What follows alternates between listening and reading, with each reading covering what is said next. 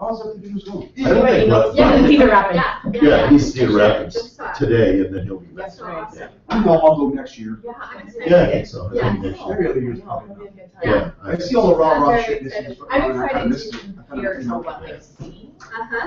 Yeah, that's always. But I think it'll be that's good. always fun. So what? Rob, can you open for a new location? Well, the Oh, one yeah. I did was a Yeah, spring she day, dragged so me that through was a lot longer, and it focused on. Yeah, right. I A haven't lot seen. of like personal Oh, yeah. relationships. Dynamic. Yeah, that's what I. Hey, heard. before you leave, I want to talk to you about It's one like meeting all to the about- other. This one is, Even I'm though not Nancy sure starts, you don't have how we time went for about it. all that It's shit. OCD. That's fine, no rush. This guy doesn't have time for Yeah. input whatsoever. When you're You know, and that's that kind girls of stuff, down, you know, and it's they not how are many people great you hire. feedback, so, you know, Very cool. and I'm like, and I was just like, I don't know. Yeah. This is ridiculous. Right. And then I started reading it too late. Yeah. Yeah. Yeah. Awesome. Yeah, I'll say. All right, I'm gonna stay up here and pretend like I know what I'm talking about.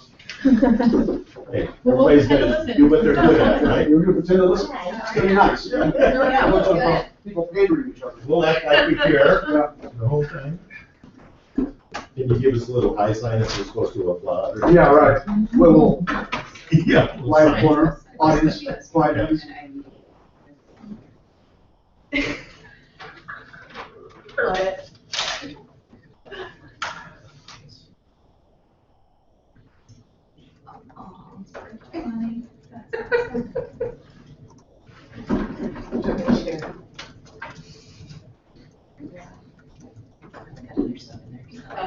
Hey, Maybe you should be shooting with me. I was gonna say. Might still do that, I guess. I'm sure I'm going wrong. Yeah. Yeah. I forgot the rum shot at home. Good. Little chitney. Hey, Angela. Hi. How are you? Wonderful. How are you? I'm wonderful. We got a lot of solar in Altoona office, so I am on a high. Water high? A water high. Shall we get started? We're This, tight this won't be a long class. Are you ready, Becca? Yeah, go. All right, today we're gonna start talking about how to create a digital imprint or digital footprint to allow people to get a hold of you, you know, allow people to reach out to you. And really it first starts, which I'm sure a lot of you guys have already done this, but it really starts on the social networking sites and some of the search engine sites that are very popular like Zillow and Trulia and Realtor.com. First step is to make sure all your bios and everything are filled out completely. How many here can say that? No? No bios on Zillow? Mhm. You have your bio, is it complete? I mean, your things are 100% complete? Mhm. Realtor.com, Trulia, Facebook, you should have your own page. LinkedIn, I know a lot of people don't think there's a lot of value in LinkedIn, but it still is a social networking site. It's mainly for just business use only. You can always wish people congratulations on their anniversary. You can always post content on there. Google Plus, everybody has a Google Plus account. How about our own RE/MAX site? Has anybody ever gotten to Main Street, the back end of that, and making sure all your bios are up to date? This is something you should do every year, you know, as things change, right? Realtor.com, we're starting to see them spend a lot more money on national advertising, and if you're like me, you can kind of see it, the fruits of their money coming, because there's a lot more leads streamlined through Realtor.com than there was last year or even the year before. They're really trying to step up their game to compete with Zillow and some of the other ones that have dominated for a little bit of time. Realtor.com, as Lance will tell you, was the #1 search website. They were the king forever, and there was no competition. So what happens when you have no competition is you get lazy, you start, you don't have to be as innovating, you don't have, you know. And then once Zillow came along and had all this, Realtor.com was forced to step up their game. They found themselves not first anymore, but they found themselves third and fourth. So they have since stepped up their game. I'm sure a lot of you have seen the national advertising getting. The nice thing about Realtor.com is, ISBOs, right? Everything they're looking for on Realtor.com is actually on the market through Realtor. So that's a plus versus some of the other sites that are advertising, the make me moves and the stuff that really is tough to turn over. We do have a class, and I've done a class on just your online presence. So we'll switch this up to a digital footprint, but it starts with this. And of course, there's a couple things that you want to do to make sure that you're capturing these leads, okay, that come in. first off, the first to respond usually wins. When they say her best results, contact this person in 10 minutes, they're not lying. If you contact that person even under 5 minutes, they're usually still in front of their computer and you're able to at least close on them for an appointment or figure out what they're trying to accomplish, okay? The great thing about some of these sites like Realtor.com and Zillow and Trulia and the like is people are voluntarily reaching out, all right? They saw an information, they saw a home, and they click the button saying, I want information on it, okay? So when you reach out to them, they're expecting some kind of response. They're expecting some kind of, they want you to contact them. They have a need, okay? That's a little bit different on RE/MAX. You know, the voluntary registration versus the involuntary registration. RE/MAX, you get a couple clicks in and you're forced to register, which is why sometimes the information isn't accurate and sometimes why that person doesn't respond to, hey, I saw you inquire, because they really didn't want to reach out to you. They just had to continue to search, okay? So it's a little bit, I would say, you know, where Zillow might be a warm to hot lead, you know, RE/MAX might be something that's just starting to warm or, you know, cold as of now.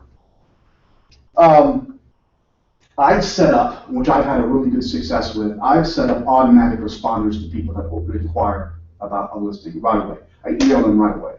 That way, in case I'm not able to contact them 5 minutes in or 10 minutes in, at least I've asked them the question and I'm going to ask them if I do call them. And it's very simple. You can steal the verbiage if you want to. And it has worked very, very well for me. I used to ask them, is there anything specific you would like to know about this home, or would you like to set up a time to see it? Simple. Because they might just want to know if it has a fenced yard, right? That's all they want to know. About 80% of the time, they want to see it go. So they will respond back in an email, and again, if I call them, I say the same thing. This is Matt Mauro, with RE/MAX Real Estate Concepts. I just wanted to respond to your inquiry about the home at 625 Main Street in West Des Moines. Is that something you'd like was that something you want specific information on, or is that something you'd like to get in and see? If they tell me that they want to get in and see it, my next response has another two things I want to know. First of all, I want to ask, I would love to show you that home. First off, are you committed to another agent?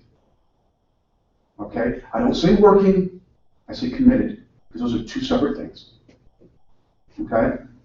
So you can do that if you want to. I've had people like, well, I've had this girl show me some houses, but I really don't like her. Okay, that's not committed. That's not committed to me. And someone else might say, yeah, I'm working with Patrice. No. I'm going to say, well, fantastic. I know Patrice, and I know she wants to show you this house. She wants to be there with you. So I would call her and ask her for her time. I'm sure she'll make herself available at her earliest, point. So that's how I handle that. The second question after asking the committed agent is, are there any other homes you would like to see? Very important question. How many of you have followed up on an online lead and you got there and they're like, honey, we got to get that other house in 5 minutes. We got another showing. Yep. Guess who just screwed themselves out of that? If you just ask them that question, they would say, yeah, actually, there's 3 or 4 more homes on there I'd like to see. Well, fantastic. The fact that you're not committed to another agent, I'd like to show you all of them. How about we start at this one tonight at 5:30, and we'll all set up the other one, we'll just go from one to the next. Okay? That gives you some time to build some rapport with people as you're showing them multiple houses. Okay?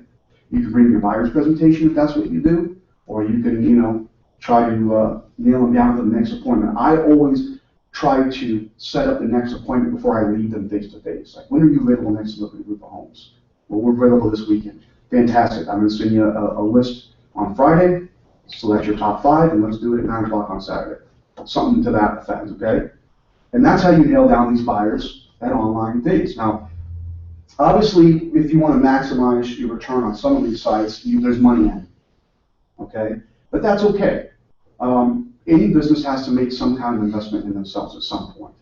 We've done a class on sweat equity versus investing in your business, and there's money to be made with both. But you always start out with sweat equity, right? Working your sphere, open houses, networking events. It doesn't really cost a lot of money to do that, but it takes time, it takes effort, it takes planning, it takes branding. And once you start making money doing that, now it's time to put some money into your business. And this is a good source to do that. This is a good way to do that. I started out just investing $400 a month in Zillow, and this was kind of when it was new. And it wasn't, there's only one agent that was featured, it wasn't three. So I think the first year of Zillow, at $400 in, I'd be like $80,000 off of it. I was making a lot of money off it. And then, of course, the prices go up, competition goes up, and we're still able to do quite a bit of money, but I'm spending quite a bit more money as well. So think about that, money in versus money out, and make sure you track. Make sure you track at the end of the year, hey, I spent $90,000 with Zillow this year, but oh, look, I made 55. That's a worthwhile investment, I would think, right? So money in, money out. And then we also did a course on the qualities of a home, right? Some of you were here for that, part 1, part 2. That's really how I seal my value down to those people that I'm meeting for the first time. Okay? Now, personal referral from a friend, I don't have to do any, I still do all that, but I don't have to. That's already nailed down. My buddy already sold me, we're good, right? The old Buffini, refer me somebody, that works fine. When I'm meeting somebody for the first time, I'm going to try to show them that I'm different. So when I'm meeting them and I'm trying to build rapport and ask them where they work and what's their family structure like and everything, I'm saying, listen, as we go through this home, I'm going to point out all the good, the bad, the ugly that I see it. All right? I won't always know everything, but as I see, I'm going to point it out to you. I tell them a little bit about my background, how long I've been in real estate, that I built homes, and I used to remodel homes, and that's where I'm getting this information from, and I want them to know as much as I know. And then I go into how that's different from other agents. Other agents have been trained not to do that, or they don't have the knowledge to even do it in the first place. So when it comes to a certain level of buyers, that usually, as I'm going through and educating them on an 80% furnace versus 90% furnace, and this is, glass tube knob and why it was updated, it should be original glass tube knob, it's been updated in switches and all that stuff, galvanized, the plumbing, they start to see value in my service of where I might be able to be a better fit for them, maybe help them avoid a mistake or two, right? Okay. So that's usually my gimmick. Get them there, get to the appointment, try to shut up all the showings they want to see, and then kind of seal them down with knowledge about a home that they might not be getting from the last showings. Well, I've had people say this, well, other agent didn't point any of this stuff out. Perfect. So now as you move away from that, as you start to get all of these profiles built up, believe it or not, when people Google Lance Hansen, he starts to show up a little bit more on these hits, right? You're still, even with all these filled out, you're not quite where you want to be in a Google search. But keep in mind, first of all, some statistics, what some of you guys probably already know. 90% of home buyers are searching online during their home buying process. 90%. All right, when I started real estate, it wasn't even 8. So when Lance started, the computer wasn't even invented. Okay? That's almost true, though. The Mac just came out. When was the license? 87, 85? So, so it's changed. And I remember there was this resistance from the older agents. I'm not getting online. I'm not using email. Well, they're not around anymore. So, now here's some other ideas. He's still around. He adapts. He adapts. Still carrying around the old listing book. Yeah. So that's them on his book. I get a card file. Now, here's the thing. This business will always be about making connections to people. That'll never change. But what has changed is how we connect with people and how people expect us to connect with them. Okay, so you still have to connect with people in a way that makes them reach out to you or makes them pick up the phone or something. Okay, something has to speak to them. And there's new ways to do that. And now we're moving more into getting a digital footprint. Blogs. You hear a lot about blogs. And some people will choose to just event on Facebook, but in all actuality, you could create a real estate blog. It doesn't always have to be about real estate. It could be about your other interests, because what you're doing is connecting with other people that have like interests, whether you're a mother, whether you're a soccer mom, whether you're into dancing, whether you're into painting, or you're an animal lover, whatever it is. You write about these things, short things, and people connect with you on that level. You allow them to respond, and you allow them, and this is, you're branding yourself, because it always says Patrice Noble, Remax Realtor, but you don't always have to talk about the market. You don't always have to talk about real estate on a blog. But believe it or not, by blogging, this will raise your digital footprint. When I mean digital footprint, I mean the content about you that's out there for people to find when they Google your name. And if you've never Googled your name, Google your name. Google your name. See where you stack. how many pages do I have to get through Google to get to you? Because it's not the first page, you might as well have a billboard in a forest. So, right? How many of you get through 5 pages of Google? How many get through the second page of Google before you pick your plumber or your, you know what I mean? You don't. So you have to create your digital footprint to make sure you show up, okay? Especially in the area that you want to work. You know, Patrice, you work out in Macon, right? Correct?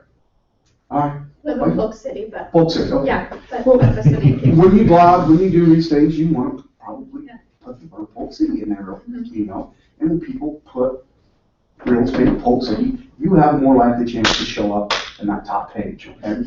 Now, you can always. Behind Shane. Exactly.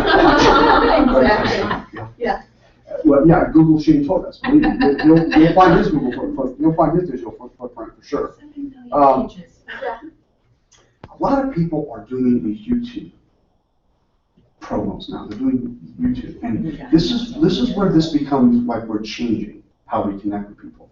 Because people, you can almost do an online interview of yourself on a YouTube channel that discusses why you're different from the rest of us, what your niche is, you know, what your passions are, and people will find that, and they're interviewing you. You set up your own interview.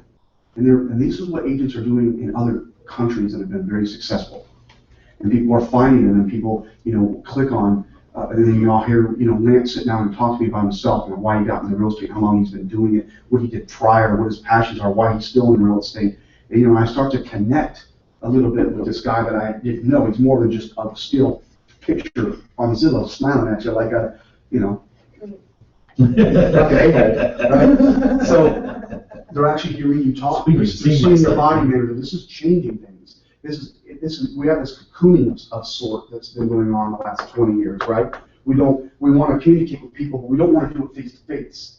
You know, remember all the calls we used to get at 5, 6 o'clock from all the telemarketers, and there was a stiff arm. Then we got the do not call list. So we got caller ID, do not call list, and now it's email. Now if we have something to say, we text, and you know, or shoot you a message on social media. Very rarely do I pick up the phone and say something to them. So the same thing's going when I'm picking out my real estate agent. What's happening is they're doing it behind a curtain. They're not really talking to you, but they want to know something about you, okay? So this is what's important maybe to try doing this to raise your digital footprint. It's not that hard to set up your camera, whether it be your phone or whatever, at your desk and do just a 2-minute bit on what your passions are, or, you know, or even getting with one of your clients that you're close with and having them do a testimonial that's not in writing, but actually a couple sitting down and saying why they love Angie, why they love working with her. You know, that's powerful. It's more powerful than words, seeing someone explain it, okay? So this is why, you know, like they watched Iowa State, that senior game the other night when George Dane got up and speak and he got emotional. Well, if he had to write out his farewell to Iowa State, you wouldn't have felt that raw emotion. You wouldn't have felt that. So there's something to be said about hearing you, seeing you, and doing that. And this is something that you can incorporate just every Monday, doing a little 2-minute interview with yourself of what happened over the weekend. Okay? You can mix it up with clients and things like that. You will raise your digital footprint. It'll be easier to find. Okay? Testimonials. We just talked about that. But make sure, you know, when I meet a client and I know they're mine and we're working, I always kind of set up the expectations that I'm going to ask them for a testimonial at the end of this. You know, I always tell them, I said, listen, I want to work hard so that, you know, at the end of the day, when this is all through, I'm hoping you would go out of your way to refer me to your friends and family. That's what I'm working for. If I don't give you that level of service, I fail whether the transaction was a success or not. So that's how I judge the job that I did. And at the end of this, I really hope that I'm going to ask you for a testimonial, and I hope I'm worthy of it. You know, so you'll get towards the end of it, and you've done some neat stuff for your clients, and look at them like, you know, they'll say, "Man, I'm going to write you real strong." You know, it's coming.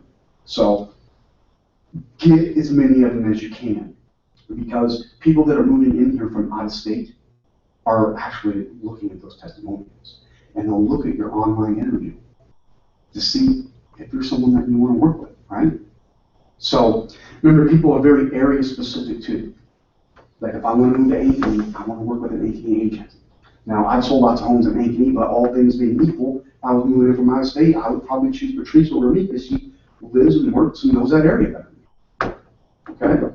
So, if you talk about the areas that you're working to, that'll go a long ways with your SEO searches. When people search Polk City, Iowa, or even anything Iowa, or Urbandale, wherever it is you choose to work.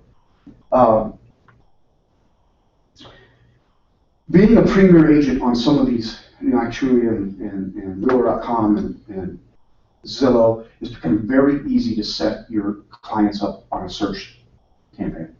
It's become way too easy. I mean, literally, you have your clients here to the left, you click on them, it pulls up the whole client, and hit another thing, put listing, save listing search. And you put a price range in, an area in, and boom, done. Now you know everything that comes on the market is going to be in that range that you set, and that area is going to forward them with all your branding, okay? And then drip campaigns. There are a lot of drip campaigns out there that you can steal, you can make up your own, but you really should, especially for those Remax ones that are a little bit colder. But I would say all of them, put them on drip campaigns. My brother just sold a house to somebody, my assistant set up on a drip campaign 2 years ago. I mean, that's kind of abnormal. I think they're normally 6 to 12 months out, but that just goes to show you that if you stay in front of them long enough, that they'll come back to you because you've been sending them stuff for everything. You branded yourself to them. Okay, so if you're letting those cold leads just by the wayside, and let's say you get 30 of those cold leads a year, you're probably losing 2 or 3 transactions out of there. Okay, so you ask yourself if 15 to 18 grand more a year is worth setting up a drip campaign. Okay. I have one, but it's like 4 to 6 letters. That's all? Yeah. No, you want to go at least 6 months. At least 6 months. And listen, this is kind of my idea, so take it for what it's worth. But I'm always scrolling through social media and stuff. If someone writes a 2-paragraph, whatever, I very rarely read it. And I see people's drip campaigns like a novel. They don't have time. They're just like, that's it. Yeah. Right? Short and sweet. Hey, did you know it doesn't cost anything for a buyer to be represented by a full service agent? Reach out to me. I'd love to tell you all about it. Hey, did you know there's 100% loan programs out there through certain areas and certain programs? Reach out to me anytime. We can sit down and discuss options. How quick and easy is that? Did you know there's 4 ways to protect yourself as a buyer? Work with me, and I'll make sure your interests are protected, or you go over. Here, click this link to show you. You can have a link on that goes over. So how you're going to do self-disclosures and inspections and warranties and final walkthroughs and all that stuff, right? I mean, just short and sweet stuff. So if they're getting state real estate searches from you, everything that comes on, they're getting something that's branded with you, and then every week they're getting an email from you, some kind of real quick, short clip of why they should be working with you, and feel free to reach out to me anytime. You've upped your chances. You've upped your chances of snagging these leads, right? So,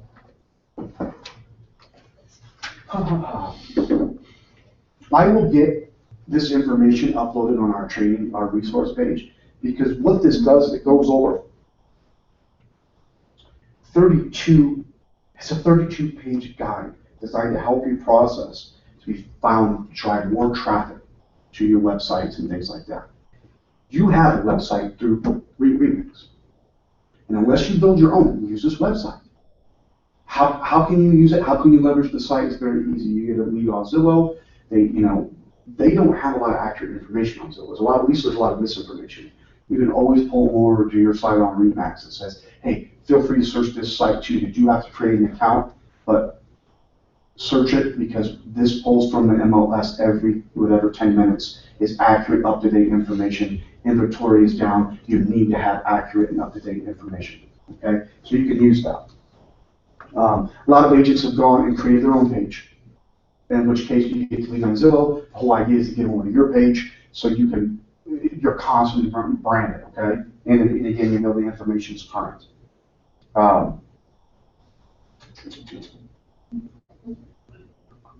There are things with your website that you can do if you want to invest money into AdWords and other search engine companies that'll help place you in that top 3 position. Okay, I've done this before through a lead generation site, and it works well. I mean, you will get leads.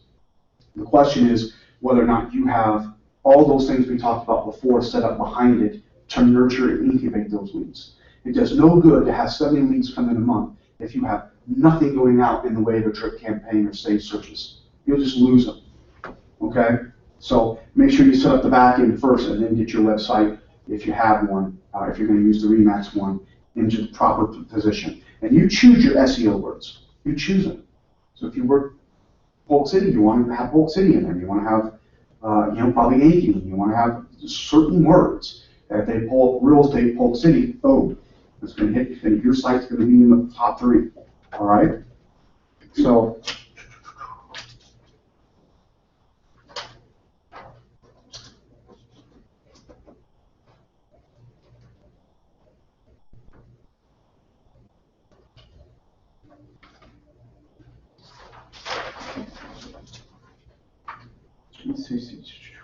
here's some statistics for you, just, a few of them. Real estate consumers use the internet while searching for a home are more likely to use multiple sources. So they're not just using Zillow. They're using Realtor.com. They're using anything that they can find, okay? Especially with limited inventory. You'll find them digging in through other sites more and more. Shoppers will perform an average of 11 searches prior to taking action on their real estate site. 11 searches before they reach out on one house, okay? We help bridge the gap between internet searches and viewing and buying a home, okay? That's why it's important to have other value. Make sure you explain you're not just someone that opens up houses, okay? You're someone that knows houses, you know enough about financing exchanges, you know how to negotiate, you know how to see into the process, you know how to protect them, you know how to diagnose a home, okay? There's value you need to add other than just unlocking a house, okay? You need to make sure that that value is palpable from when you meet them. Okay, that you're diagnosing these homes like I've tried to teach you to do. You're doing these things where they see you as an asset to this process. Okay. Here's the deal: 48, and this is the trend moving up. Last 5 years, it was almost like I quoted you with the internet being at 8% in 1995, 96 versus 90% now. We're up to 48% of people are searching now on their mobile devices. Not everything is mobile friendly. So make sure if you do have a site, make sure if you do have content that it's mobile friendly. 48%, and it's growing. Okay, these are tablets, these are our phones. They're not always in front of a PC or an iMac. So you want to make sure that they can search while they're on the go, especially, they're driving, other person's in the passenger seat, and this is what they're doing. So make sure your content's mobile friendly.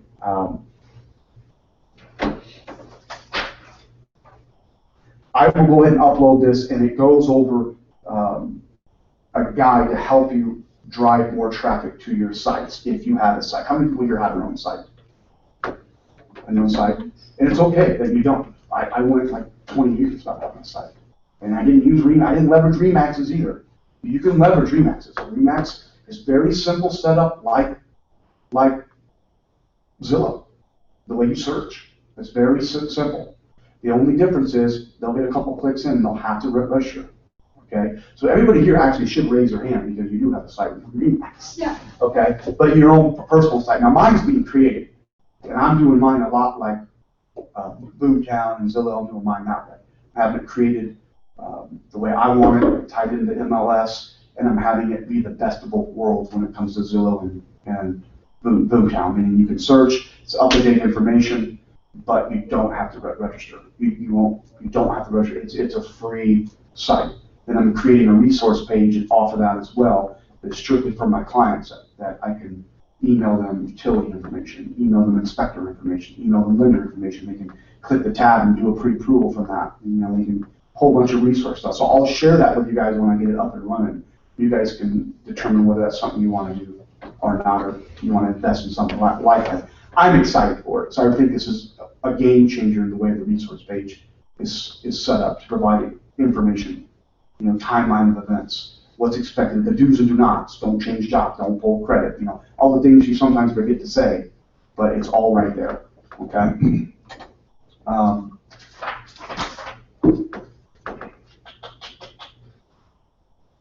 This is what I got right now, anyway. I think that's all I got. Remember, this is investing in your business. This is after sweat equity. Okay, this is after you build. Remember we talked about pillars and how to build your business? This is, you've got to already have working your spear down to the science, okay? You've already got to have your networking events done. You got to have, your Zillow, everything, your online presence, your bios set up. Then it's time to invest into zip codes, and it's time to invest in your own sites and search engines and, places that can put you in that top 3 every time someone searches anything about real estate, or Des Moines real estate, or real estate agent Des Moines. Then you can be found. But you have to do those other things first, because it's doing that creates the money to do this. And remember, you got to operate on a 30-30-30 plan, okay? 30 goes to Uncle Sam, 30 goes to you, and 30 goes back into your business. Okay, 30% of your income. And then 10% is, do whatever you want with it. That's Yeah. what you get to spend. That's what you get to spend. Okay, and hopefully that 30%, using wisely, makes your income grow. I mean, you'll get to a certain point with sweat equity, you can hardly grow anymore. You invest, and your business will double. No doubt about it. No doubt about it. So, but be found. That's how people are certain 90% are online. If they can't find you online, you're in trouble. You're in trouble. You're not going to be as successful as you can be. Okay? Does anybody have any questions? Anybody want to share anything they're doing that has been successful or has worked well? No? You touched it all. As far as like the drip campaigns or whatever, I use that follow-up boss and it automatically like drips them automatically. Mhm. So, and it just keeps on going until I shut it off. What So that's content nice. Is content already there? Content's already there. You can modify it if you want to, and it's like $50 a month or something like that. And then I turn that into my contact management database because it just works Good for you. better. Mhm. Good for you. I would go make sure you know what the content you're sending, Mm-hmm. just to make sure it's tailored to the message you want to send. Right. And I would just make sure it's not overbearing with a bunch of information that doesn't get read. Mm-hmm. The content that you're sending out, is it custom? Yes. It's custom. Yeah. I Most set of up the one, my community. kids fell asleep one night, I'm like, man, I'm writing this out. Yeah. And I came up with my first one. I think I rattled off 18 different emails. That was pretty easy to do. And then the last 18 were kind of tough to come up with. stuff. Literally like You can always- 2-3 lines. Yeah, you can always That- repeat yourself too a little bit, but if you think it's important information. But yeah, 2 or 3 lines, sincerely yours. Mhm. Feel free to reach out to me anytime. Mhm. To always ask for a response. Because I know Remax has their drip campaigns, and I always go through and set everything up with there, but you can customize the drip Right, campaigns right. too. So I have 4 of them that I made and put in there, but I agree it's not enough because 4 is just literally 4 to 6 weeks, depending on if it's a buyer or seller. So I'm hitting them 4 or 6 times, and then after that. Yeah. Last year I started farming for the first time. Like, at least with a real plan to farm, like a real agenda, very intentional about what we're trying to do. Right. And we did all these postcards. I think I've shared them with you guys, right? And it wasn't getting the traction that I was hoping it would at first. And then I kept going back to the guy in Detroit that was telling me to do this because he was having a lot of success with it. He was closing almost 20 deals a month with it, right? I said, man, Matt, you gotta be willing to do it for 18 months. Because all these agents quit 3, 4, 5, 6 months in.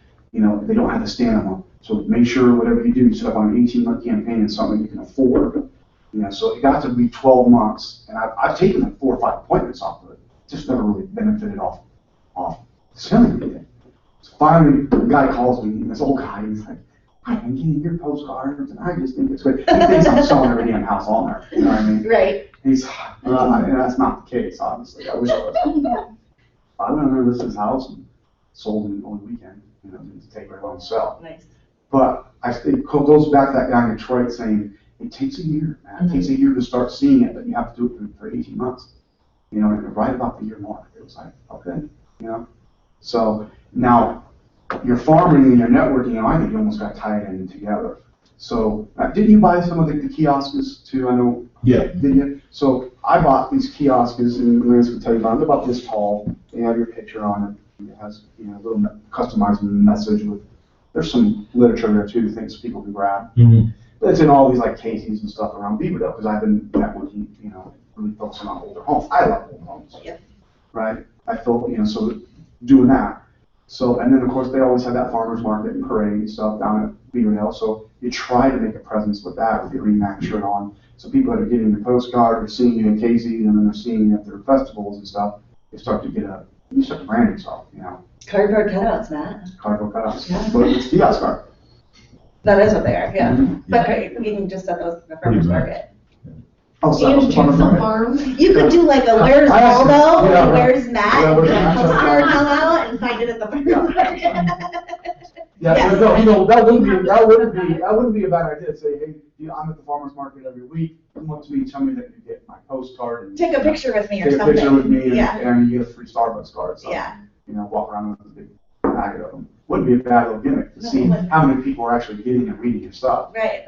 But yeah, I think, you know, there are some farming techniques that don't cost, I mean, it's more sweat equity, but they're a lot of time. I mean, it's a lot of time to go door to door. It's a lot of time to do that. You know? So you've done the door to door, When I was you bring your younger. item of value and stuff? No, when I was younger, I had done everything to get business, literally. I have to, You know. I feel like. Some things I'm not Except proud for of. that. Some things I'm not proud of. No. It was just that one It's a time. day. What do you do with your farm? Hey, it was a slow year. Do you mail out once a month to your farm, or how do you do your farm? How are you farming? Well, 1,000 of those postcards go out every month to a specified area. Mhm. We're doing those kiosks, and now I'm doing the networking events around that area. Okay. So that's really how I'm doing the How farm. you're doing it? Yeah.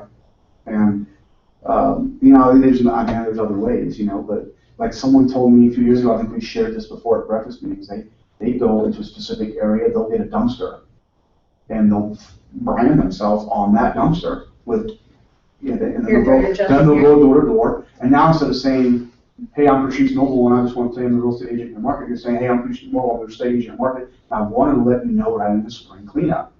And there's gonna be a rollaway at this address, and you're free to dump any unused material that you want. That's kind of a good idea. That's a really good idea. So everybody does spring cleaning. Why Yeah. choose your neighborhood? And then do you hand out your card when you're saying? Well, I Well, mean, here's the thing. maybe even do it in Try your to own do- try neighborhood, to because do you it- got your own yeah. driveway to put the roll off, you know, and be like, hey. Right, and then you try to do it between certain hours, when you might be there Mhm. to get to know them again, you know, so. Mhm. I like that. And then if you don't have a lot of listings in your area that you want to farm, find other agents that do and hold opens in that area. Now you're getting another presence in the area. People are walking in, and you know. So, yeah, there's all different kinds of ideas, but I think you definitely start with your sphere. You move to filling out all your profiles, and then you go to networking events and open houses. If you don't have a lot of money, that's sweat equity. Then you move to your farming and your SEO and your website and like that. You keep adding pillars. Mhm. Keep adding pillars, and one day you look up and you're Shane Torres. I mean, the guy has 14 pillars, you know? I have like 6, and I don't even know how he does 14. I can't keep up on my 6, but he does 14, and now you'll see, if you look at Shane, at least 6 of his pillars are always popping. You know, his other 8 might be dormant, might not be making money. Those other 6 are, they're firing like crazy. And then there's those months he's got all 14 firing. You know, so the real estate market we all know can be like this, right? Maybe your income. Everybody's been there, correct? Where you have, wow, I just had a great month. Even if you haven't been there very long, like, wow, I had a great month. And next month, it's nothing. So you're trying to smooth out the edges, man. It'll never be like this. Just, you know, I mean, it'll never be like that. But you can have some kind of predictability. It can be like this. It doesn't have to be the huge steeps. But you know, the more pillars you have in, the more that smooths out. Okay? I just, you know, a word from Shane, who I really respect, and he's motivated me in ways I can't even tell him, but don't move on from one pillar to the next until you have that pillar up and perfected. It's ready to run. You know exactly what you're going to do every day to work that pillar, and move on to the next. Okay? I think that's where if he had to attribute his success, is he doesn't move on until he has that established and knows exactly how him and his team are going to hit that pillar, hold those strings. Okay? So we're in a very unique, different market. We're in a different market. I mean, right now, you're spending more time with your buyers because there's less inventory, finding them the right thing. And when you do find them the right house, how many offers are on it? Mhm. You know? Mhm. I had a guy last week, he couldn't decide between this Norwalk house and this West Des Moines house. I'm like, it doesn't matter, there's 3 offers on both.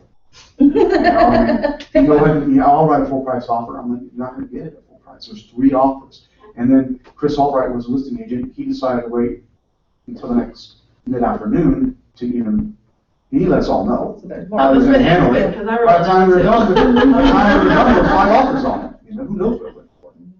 So we're back to square one with these guys. And I tell them, it's like, listen, I understand that everybody has, you're gonna lose a few houses before you realize what kind of market we're in. I'm gonna tell you, but until you see it yourself, and I get that, and I'm patient with it, don't worry about it. Mhm. So that's what happened to him. He might lose the next one, then he'll realize, all right, Better be aggressive. better be aggressive, and you better make, I've been telling my buyers now, I said, normally, I'll have you rate these homes on a scale of 1 to 10, and if you feel strongly about it, maybe you can sleep on it. You can't do that now. So if you guys are looking at each other after seeing 15 homes, and you're looking at each other, and you're like, this is it, you gotta make a decision right there now. Yeah. I mean, the newer the listing, the better chance that someone else is coming on. Yep. But that's not always the case, you know, Carrie, I've had this condo on the market for 60 days. Carrie Weber wrote an offer on it last night, and another offer came in on it. You know, my aunt's house has been on the market since what, December 21st? No offers on it. Then all of a sudden, 2 offers came in on it. So it's not always just the hot ones, it's just the market right now. So it's harder. Believe it or not, the market's on fire, but it's harder to make money because there's less inventory, there's less listings that you're carrying right now, and the buyers are taking more of your time. So you have to be savvy. Moral of the story, get listed. Listings. Get and get them to list them now, not Get 3 listings, from now. get Right. listings. Yeah. The seller owners are having an unprecedented amount of success, but they still lead us. Sell your house more today than we will. Probably though, they hear that all, I'm sure they hear it a lot, like just to But just like get a the short listing, you know? spiel, yeah. Like, Well, I'll get more for your house. right I now's will the today. time to sell your house. You're like, I okay, see a yeah, lot of everything. people on Facebook, a lot Yeah. of companies, ours Yeah. included. I need more listings, I need more listings. We It's need true, to you stop do. saying that though, because I think right there we're saying put up for sale by owner in the yard Oh, because everything we do is telling for sell by numbers. I see it on Yeah. Facebook and I it's think so, listed by too. 10 agents I a day, how they think need so. listings. And it's like, I I talked get to it, one- but I we talked to can't one put the that other out day. there And to be because. honest, So I'd like to hear you, Ricky, I'm saying that, I want to hear you, if I listed your home and it sold 24 hours, what's the first thing that comes in your head? You underpriced it. Underpriced it, yeah. Mhm. Happens to me all the time. Happens to me all the time, so it does me too. But here's the thing, you don't want, when you say this, I did this offer, like Ann McKillop, who I love and admire, she puts a townhome on yesterday, and said it was on at 9 AM, sold by 10 PM. No, it's not that Ann underpriced it, it's just a symptom of the market, but that's the first thing you think. Mhm. You say, well, you probably could have got 115 then. Mhm. That might be the reality, it might not. That's just what you think, that's just the perception. That's just, I did a good job. So, yeah, and that is, I mean, how many times have you listened and get 3 offers and you get 5,000 more than you asked, and the seller's like, I think the price is too, no, you didn't, Right. cut it out. Are you guys seeing like appraisals and stuff coming back? I mean, are they, because I feel like, you know, with this market, I've been pricing things high and I'm worried that the appraisals are. Well, here's the thing on that, Yeah, I mean, what are you guys seeing? here's the thing on that, there's always appreciation from one year to the next, well, last few years there has been anyway. And I'm guessing from 14 to 15, or 15 to 16, it was about 5. From 14 to 15, it was about 8. Okay, so it's a lot. I don't know that the appraisers, I asked them this person, is like, when do you start putting that in? They started last year. They started last year. Yeah. Yeah, but from 15 to 16, they haven't. Well, You know, I mean, the market's hotter. yeah. The market It is is. hotter than last year. It Yeah, the is. thing you gotta Hard understand though is you have to, we're not selling a bushel of apples on the corner. And the price is determined only by how many apples you have to sell because you're the only one with apples. That's not how real estate works. Real estate has to have a significant trend for a long period of time that shows appreciation and goes, I mean, that's just the way it works. And lenders and appraisers went through that steep climb that we went to, and then the bottom got pulled out and everybody fell on their nose and lost millions of dollars. They are not going to stay with the market. They are going to let the market push, let it be ahead, and they're going to try to stay, and be behind it. But you're not going to get people that are going to stay at that level. And just because you can sell a house for more than it's worth doesn't mean you should get an appraisal for that. That's just not reality. It's not how it works. You have to understand, I can get the top of the envelope. I can get the very best, but to have appraisal support is going to require you to understand what's out there that an appraiser can use. And we talked about this in my class last week. If there's not something that can be used that is sold for more than the house you have, you could be in trouble. Or at least you can do more research than they will, which is try to look for some private sales. Sure. They will not look for private sales, and they're harder to find. Polk County's a little easier. Yeah, Polk County's a piece of cake. Piece of cake. Some of the other counties are a little But tougher. and if you're going to go there, you better have support. You better have it ready, because when that appraiser calls to do the appointment, and always make sure they call to you to do the appointment, then you can say, hey, by the way, I'm going to shoot you off some of the things that I use just to give you a head start. They don't mind just that. You want to meet them at the property and try to talk to them, they'll be like, yeah, no, that's not happening. But as far as getting them a few listings and a few sales that they might use, they're like, take a quick look. What the hell, you might make their job easier. There aren't any appraisers out there that want to bomb your deal. No, heck no. We just had one, Jimmy Burl and I just had one out in the Ridge Echo. It really set the bar. We were asking $549 for it. We accepted $538. It was originally a cash deal, but you roll into a mortgage, and it only appraised for $533. And then the buyer and seller are just going to split it, the difference. But that, there was nothing out there off the courts that was pushing that. But certainly someone found it. Someone found it of value. Yeah. So I think the more we move on through the year, that's going to become a non-issue. I think we'll have significant comps to go off of 2016. But right now, March 2nd, you're looking all the way back to August and July, or even earlier than that, of 2015. And that's not calculating the appreciation that we've got for money in the next. But here's the thing. Builders always raise their prices January 15th for appreciation. Guess what else goes up? Lot prices, lumber, everything else goes. So just the price of a home just went up January 15th. Yep. So that'll all roll into the prices. Yeah. You just got to allow a little lag time, because it's going to be there, and you can help that by helping provide stuff, make them aware of what you're aware of, and then just always tell your seller, say, look, there's no question in the market right now we can sell your house for more than it's worth. Straight up, and then what we have to do is see how close we can get to that with an appraiser. So don't spend that money until we know that appraisal's in and things are ready to go and that kind of stuff. You just have to understand that that's going to happen, and that's in the market, on its way up, and most of us have all experienced that On the way on out. the way down. That's worse. And that's a lot worse than where we're at now, believe me. That's hard. Well, if there's anything that I can imprint on you guys every time I'm here, is just that we're in the business of making connections. We're in the business of maintaining relationships, building and maintaining relationships. And everything you do is directed towards that. Okay? Whether it's making connections with strangers and becoming friends, or whether it's reinforcing the relationships that people you call friends and acquaintances.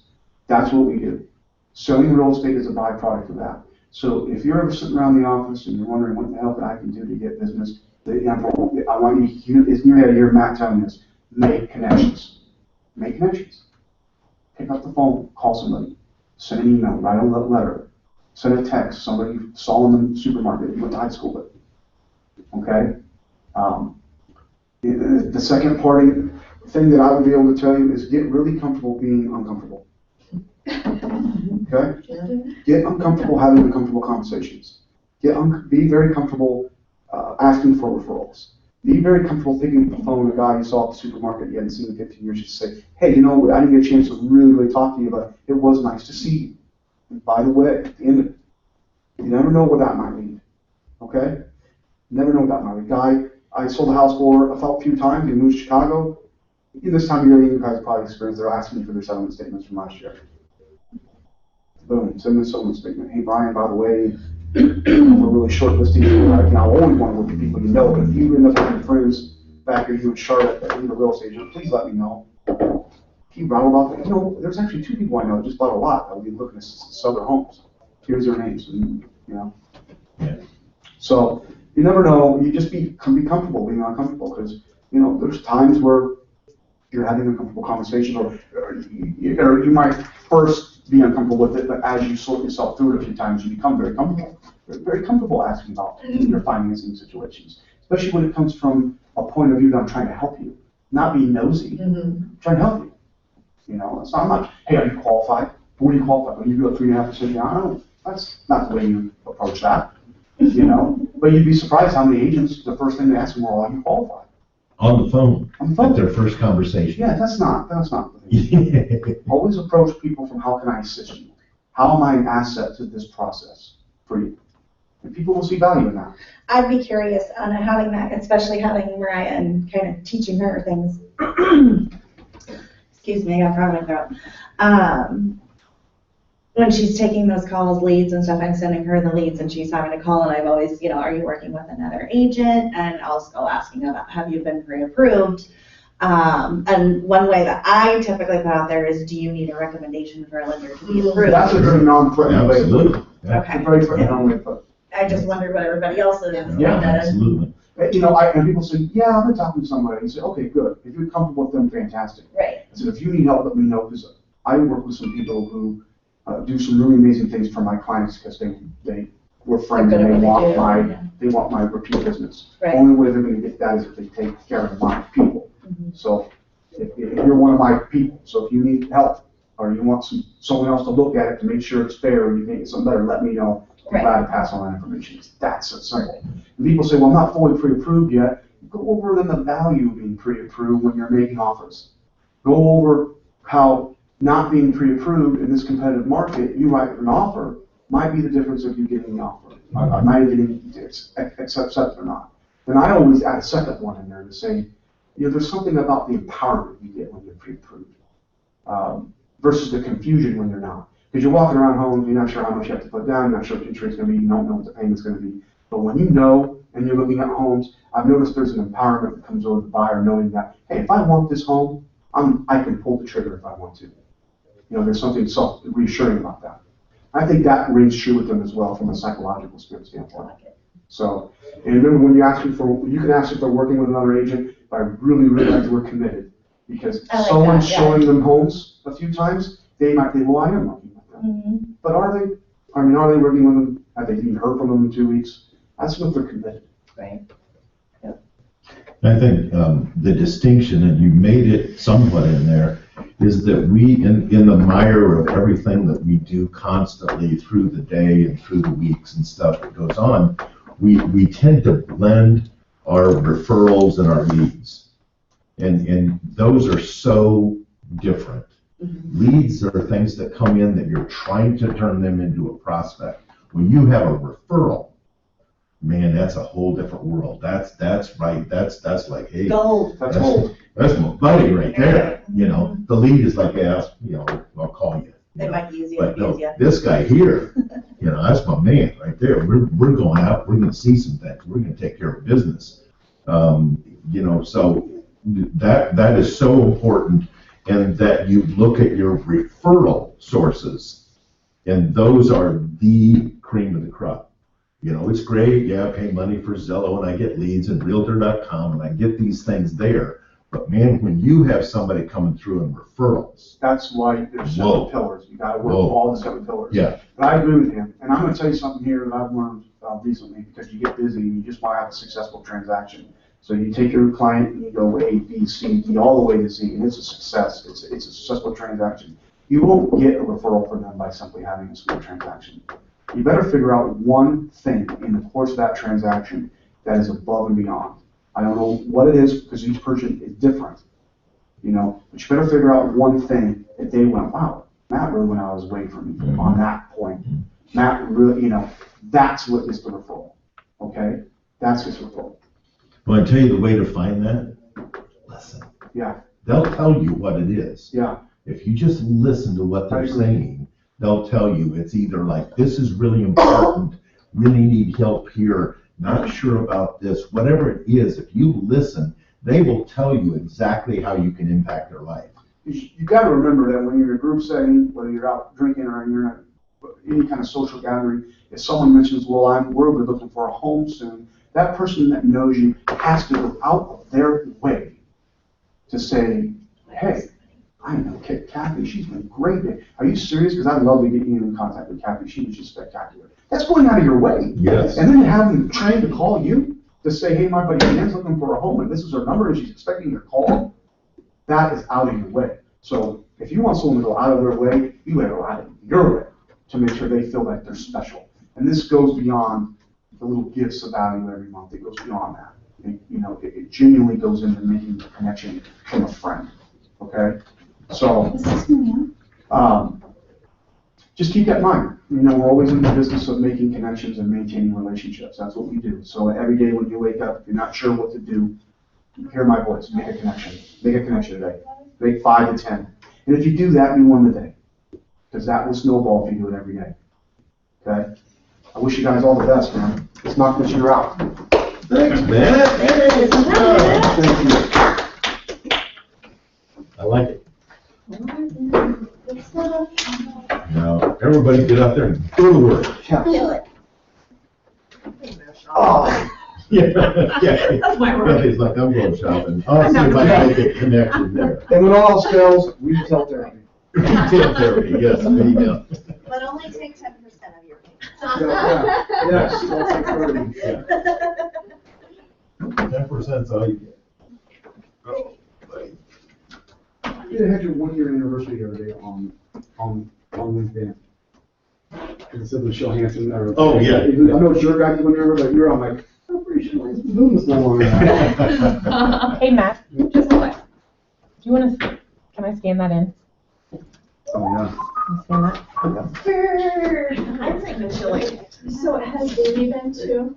Okay. I'm excited to see what the big difference is. Uh-huh. But I'll tell you.